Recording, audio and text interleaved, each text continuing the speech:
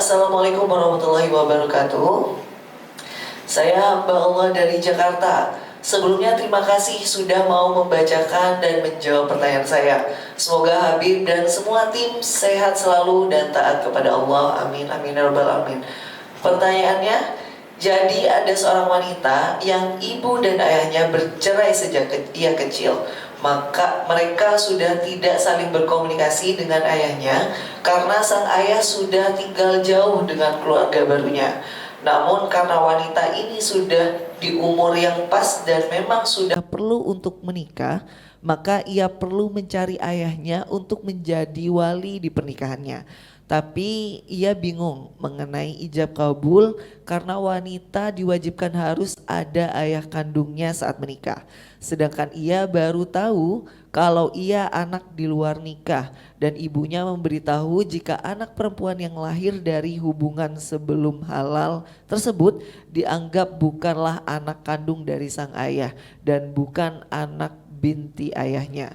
Lalu bagaimana nasib anak wanita yang ingin menikah ini? Siapakah yang akan mewalikan wanita ini?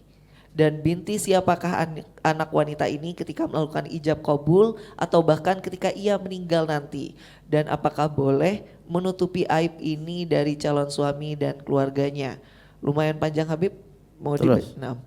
Apakah boleh jika ia bilang bahwa ayahnya telah meninggal saja sehingga keluarga calon suami tidak menanyakan wali wanita ini dan wanita ini memakai binti Abdullah yang artinya yaitu hamba Allah, atau wanita ini harus jujur kepada calon suaminya karena sebenarnya wanita ini mau menutup aib orang tuanya dan tidak mau memberitahu keluarga dari calon suaminya. Syukron jazakumullah Habib, semoga kita semua terhindar dari dosa zina dan semoga Allah mengampuni dosa orang tua tersebut. Amin amin ya rabbal alamin. Ada kisah di zaman Sayyidina Umar bin Khattab seperti yang kita dengar. Ada seorang bayi dilahirkan di luar nikah. Mudah-mudahan Allah selamatkan keluarga kita. Makanya perlu ada penjagaan khusus ya. Terutama ketika lamaran, tunangan ini yang banyak kejadian.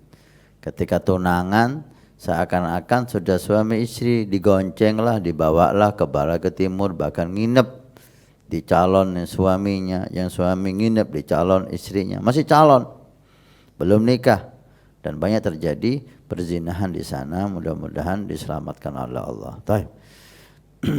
Seorang perempuan hamil di luar nikah sehingga sampai punya anak dan tidak ada yang tahu. Sampai besar, si kakek bapaknya si perempuan yang punya anak di luar nikah ini mau menikahkan cucunya.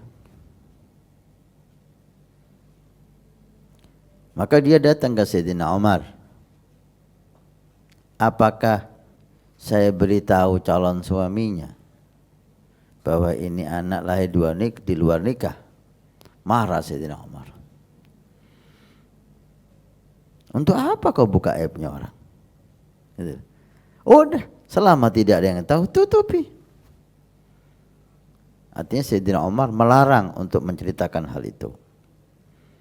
Udah, biarkan aib ini ditanam hidup-hidup, ditanam, jangan sampai keluar. Dan kita perbaiki generasi setelahnya. Oke. Tentang walinya Anda, maka saya sangat menyesali perbuatan ibu Anda itu. Itu salah besar. Memberitahu Anda bahwa Anda anak di luar nikah itu salah besar.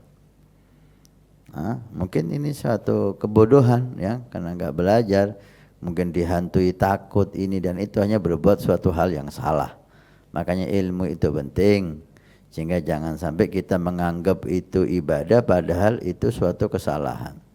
Mungkin si ibu ini karena khawatir, takut, dia harus jujur, mestinya yang harus ditutup, maka dia anggap harus jujur.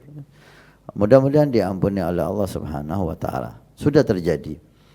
Berarti wali Anda wahai perempuan bukan ayah atau bukan suami ibu Anda yang cerai itu. Karena Anda perempuan yang lahir di luar nikah tidak punya ayah. Gak punya ayah, maka Nggak bisa Anda bilang binti Abdullah itu. Anda nggak punya ayah, Anda hanya punya ibu. Walinya siapa Habib? Hakim. Walinya hakim. Untuk menutupi aib ini saya setuju. Kalau Anda bisa, kalau ayah Anda ada, artinya ayah di sini suami dari ibu Anda, ayah tiri ini berarti ya. Sebelum cerai itu ada, walaupun sudah cerai ada, suruh mewakilkan ke hakim untuk menutupi aib. Enggak bohong kan? Walaupun itu enggak sah, tapi enggak ada masalah. Yang penting jangan bohong, gitu. Jangan Anda katakan ayah saya meninggal, Anda bohong. Bohong itu dosa. Anda enggak punya ayah. Kalau Anda nemukan suami ibu Anda itu yang dikenal sebagai ayah Anda oleh masyarakat, suruh mewakilkan ke hakim. Hakim yang menikahkan calon suami Anda tadi itu. Walaupun masyarakat taunya ini diwakili oleh ayahnya. Karena anak di luar nikah gak punya ayah, walinya langsung ke hakim. Yang penting jangan Anda bohong, langsung aja ke hakim, biar hakim menikahkan Anda dengan calon suami Anda, selesai. Dan tidak perlu Anda cerita kepada calon suami Anda, nggak perlu, nggak dosa Habib. Anda nggak bohong kok. Dosa apa? Anda nggak bohong. Yang penting Anda tutup, nggak usah dibahas, selesai. Dan Sayyidina Umar melarang untuk menceritakan aib ini kepada siapapun. Ya khair. Dan Afwan Ustaz, perihal binnya nanti mungkin dikala Binnya siapa? Bin. Nggak usah bin.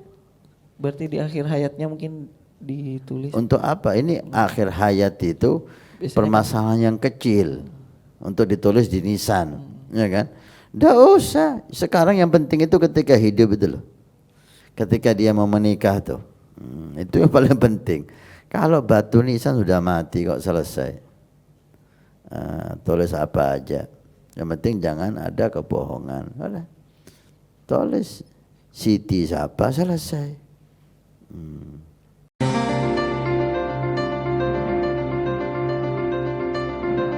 Assalamualaikum warahmatullahi wabarakatuh. Alhamdulillah, saya Hasan Ismail Al-Muhdar, khadim Pondok Pesantren Nurul Iman. Kami informasikan kepada semua donatur Masjid Awwabin pada hari Jumat ini tanggal 9 Juni. Alhamdulillah kita melaporkan perkembangan Masjid Awwabin. Lantai pertama sudah kita lewati dan sudah selesai, tinggal finishing. Dan ini lantai yang kedua juga sudah selesai pengedekan, dan insyaallah sebentar lagi proses finishing. Dan ini kita naik lantai 3 atau lantai 2 masjid. Alhamdulillah udah proses pengedekan. Setelah itu kita mulai finishing, mulai dari lantai dasar aula, masjid yang pertama dan lantai masjid yang kedua. Terima kasih banyak semua donatur, semua simpatisan, baik yang mengikuti bulanan setiap bulan 100.000 ataupun yang memberikan hartanya. Mudah-mudahan Allah Subhanahu wa taala menjadikan sebagai sedekah jariah. Kalau kemarin Anda yang ikut, ini waktunya Anda menjadikan sedekah jariah ini untuk orang tua Anda, untuk anak Anda, untuk orang-orang yang Anda cintai, untuk istri Anda, sehingga semuanya kaya dengan pahala dan taat di hari kiamat. Karena masjid ini akan ditempati semua kegiatan ibadah. Belajar mengajar di masjid, dakwah ilallah di masjid, salat jamaah di masjid, aurat di masjid, pengajian di masjid. Masya Allah, begitu besar fungsi masjid dan aula Al-Awwabin yang diberi nama oleh guru mulia kita dengan Awwabin. Mudah-mudahan cepat selesai dan bermanfaat sampai hari kiamat. Terima kasih. Barakah. Wassalamualaikum warahmatullahi wabarakatuh.